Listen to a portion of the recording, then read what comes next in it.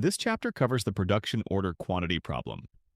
The goal is to choose a production batch size that minimizes total cost by balancing setup cost and holding cost.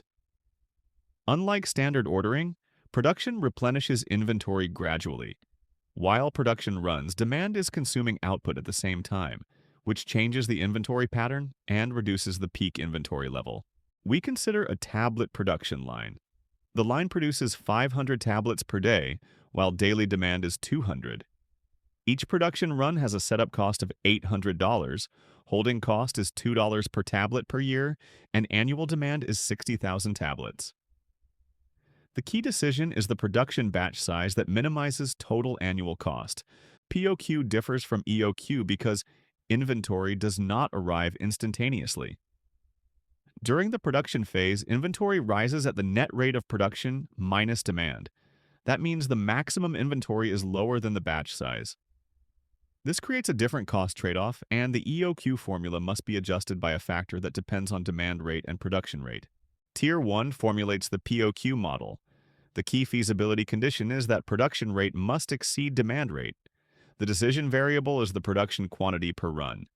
The objective is annual setup cost plus holding cost, computed using the finite production rate factor.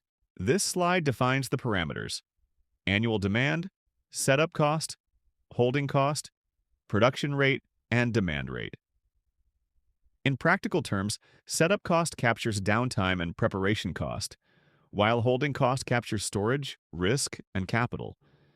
Production and demand rates define how fast inventory builds and drains. These relations define the POQ structure. Production rate must be greater than demand. The batch size equals production rate times the production run length. The consumption cycle length equals batch size divided by demand rate. The maximum inventory is batch size times 1 minus demand over production, which is the core difference from EOQ. This objective function expresses total annual cost as setup cost per year plus holding cost based on average inventory. Average inventory is the maximum inventory divided by 2, and maximum inventory is reduced by the finite production rate factor. This is why POQ often recommends different batch sizes than EOQ. We set the derivative of the total cost function to 0 and solve for the optimal production quantity. The resulting expression resembles EOQ, but it is divided by 1 minus demand over production.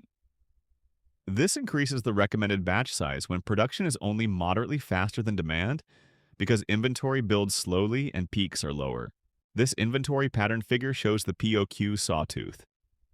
Inventory rises during production and then falls during consumption. Because demand continues during production, the peak is lower than the batch size.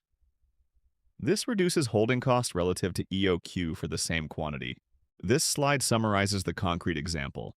With annual demand 60,000, setup cost 800, holding cost 2, production 500 per day, and demand 200 per day, the optimal batch size is about 8,944 tablets. Comparing the nearest integers confirms the best integer solution, and the total annual cost is about $10,731. Interpreting the solution is important. The finite production rate factor reduces maximum inventory and changes the cost balance. If production is much faster than demand, POQ approaches EOQ.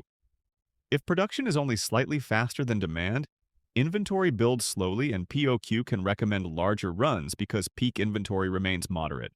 Tier 2 applies a forward lot sizing heuristic for multi-period planning. The algorithm tests how many future periods to cover with a single production run and selects the lot length with minimum average cost per period. This provides practical schedules that balance setups and inventory when demand varies by period. This flowchart summarizes the forward lot sizing process. The method evaluates candidate lots, checks feasibility against production capacity, and computes setup and holding components. It then produces a schedule with fewer setups and manageable inventory, which is often near optimal with far less computation. In this part, the code makes the slide method executable. Key functions in this chunk include forward lot sizing, heuristic. You will notice logic related to forecast, demand, inventory. As you read it, track what is computed, what is stored, and what gets updated each iteration.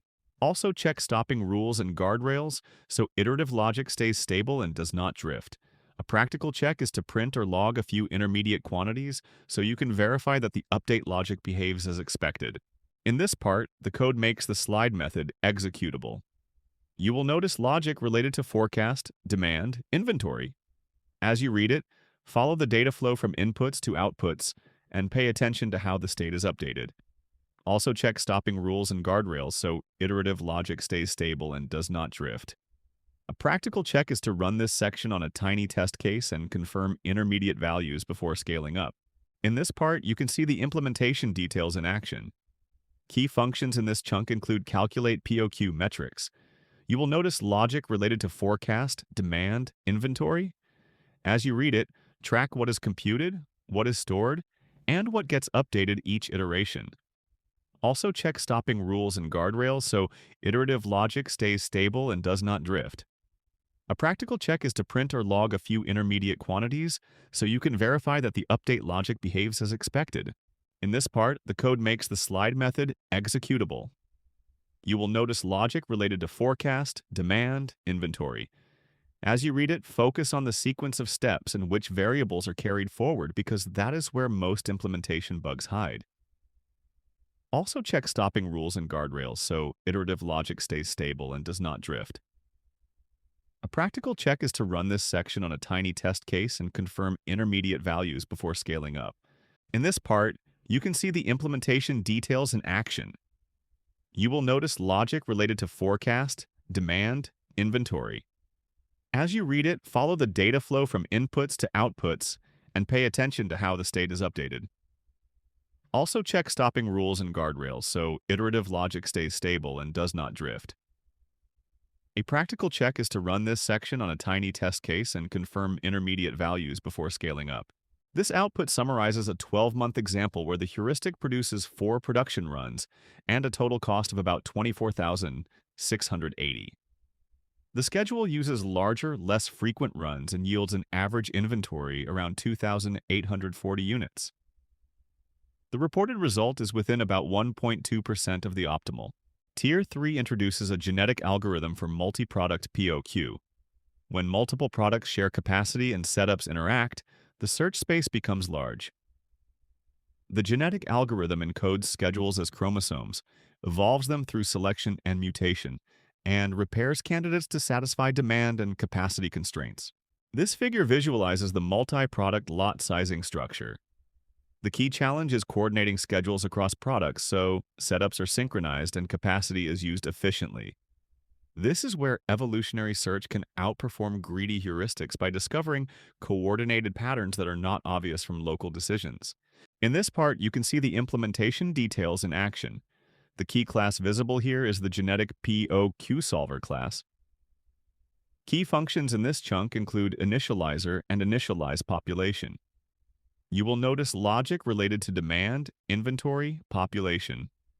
As you read it, follow the data flow from inputs to outputs, and pay attention to how the state is updated. Also check stopping rules and guardrails so iterative logic stays stable and does not drift. If feasibility is enforced with penalties or repair steps, confirm the penalty scale is large enough to prevent invalid outputs from looking attractive. A practical check is to run this section on a tiny test case and confirm intermediate values before scaling up. In this part, the code makes the slide method executable. Key functions in this chunk include tournament selection, uniform crossover, Gaussian mutation, and solve. You will notice logic related to demand, fitness, mutation, crossover. As you read it, follow the data flow from inputs to outputs and pay attention to how the state is updated. Also check stopping rules and guardrails so iterative logic stays stable and does not drift. A practical check is to run this section on a tiny test case and confirm intermediate values before scaling up. These results show a 3-product, 6-period instance where the genetic algorithm achieves a best cost of $18,245. The method converges over hundreds of generations and maintains some population diversity. By synchronizing setups every 2 periods, it improves cost by about 8.2% compared to the heuristic. These practice questions extend the POQ concept. You will compute POQ for a semiconductor facility? and determine maximum inventory and annual cost. You will also formulate multi-product models and implement heuristics under capacity constraints, then design genetic algorithm encodings and parameter settings for larger planning problems. The key takeaways are that POQ accounts for finite production rates and therefore reduces peak inventory relative to EOQ. Closed-form POQ provides a strong baseline for single products, while heuristics and genetic algorithms scale to multi-period and multi-product settings with capacity constraints.